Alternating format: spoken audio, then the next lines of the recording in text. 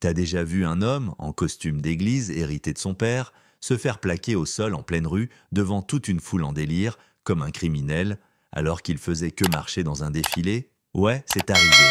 Et ça n'a pas seulement changé cet homme-là. Ça a retourné toute une ville. C'était un après-midi brûlant de juillet à Hampton, en Géorgie. Petite ville, grande âme. Et une histoire qui colle au mur de briques comme la chaleur de l'été. La marche de l'unité battait son plein. Des gamins couraient aux les doigts pleins de sucre, des fanfares jouaient du gospel dans les rues, des mamies balançaient la tête depuis leurs chaises pliantes.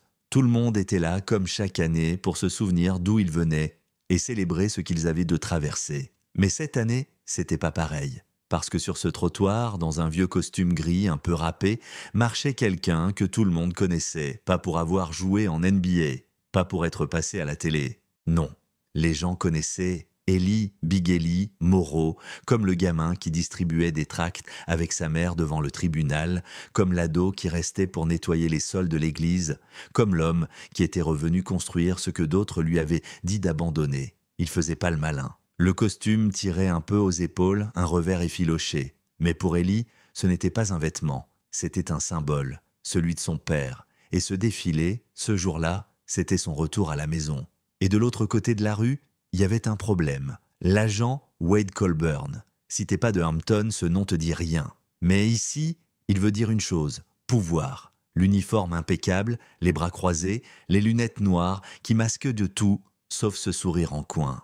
Celui qui dit « Je contrôle cette rue ». À ses côtés, le jeune agent Devin Langley, tout juste sorti de l'académie, encore plein de principes et d'hésitations. Colburn l'a repéré tout de suite. « Ellie, tu le vois ?» marmonne Colburn à Langley. Il hoche la tête. C'est lui qui nous a fait perdre le financement du poste l'année dernière. Alors, quand Colburn traverse la foule, coupant le défilé comme un requin dans une piscine, tout le monde le sent. La musique faiblit. Les rires s'éteignent. Ellie continue d'avancer, la tête haute, saluant une vieille dame en fauteuil roulant, tapant dans la main d'un gamin. Mais il le sait, il sent, que Colburn vient pour lui. « Hé, Moreau !» crache Colburn. « T'as une minute ?» Ellie se tourne tranquille, polie. « Bonjour, agent. Tu me laisses vérifier ton sac ?» Ellie fronce les sourcils. « J'ai pas de sac. »« Alors qu'est-ce que t'as sous la veste ?» Il écarte les bras. « Rien. Juste moi et ce vieux costume. » Colburn s'approche, si près qu'on pourrait sentir son haleine. Fais pas le malin, tu attires l'attention, main contre le mur. La rue se fige, un bip de téléphone, un enfant commence à pleurer. Ellie ne bouge pas. Agent Colburn, sauf votre respect, je n'ai rien fait de mal, je participe à ce défilé.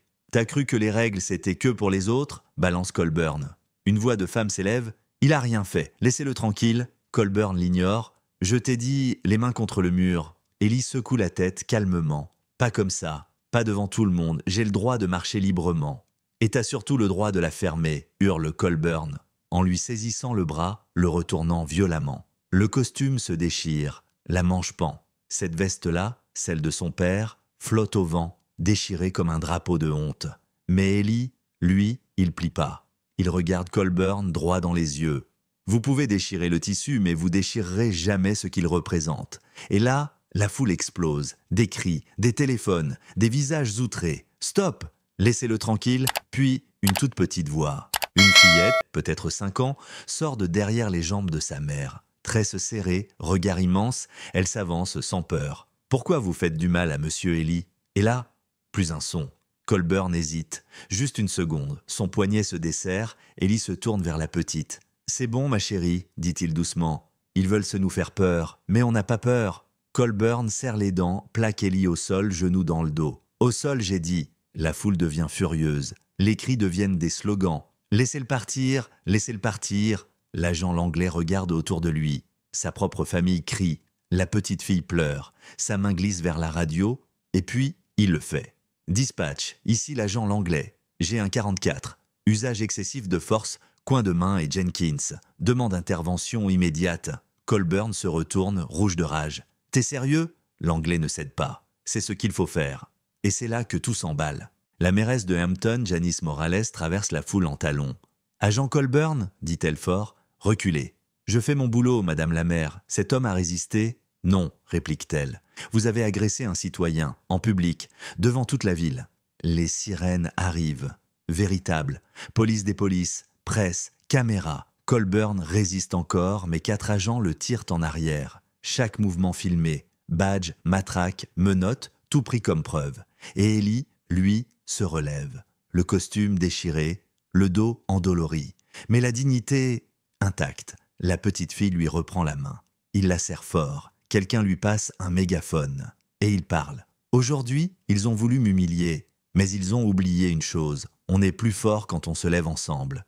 Et la foule crie, elle chante, elle pleure, un pasteur le rejoint, puis la directrice du collège, un épicier musulman, un ado LGBTQ, un ancien combattant, une infirmière, des voix différentes.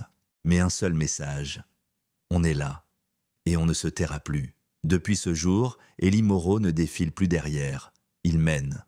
Un mois plus tard, la ville met en place un comité civil indépendant.